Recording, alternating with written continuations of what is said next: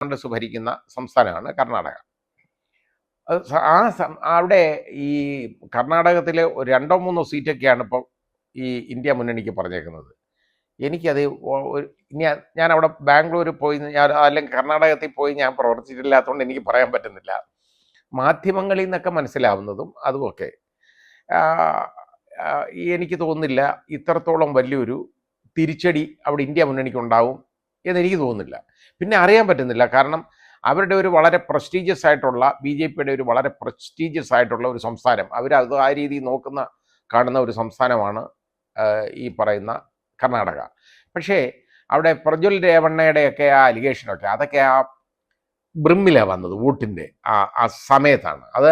അതൊന്നും ആളുകളുടെ മനസ്സിലേക്ക് അധികം കയറാൻ സാധ്യതയില്ല. കാരണം അല്ലെങ്കിൽ ഇയാൾ ഇതും കഴിഞ്ഞ് കൂടി നടക്കുന്നതും കള്ളത്തരം കാണിക്കുന്നതും അയാളുടെ അമ്മ പോയി ഇതിലെ അതിജീവിതയെ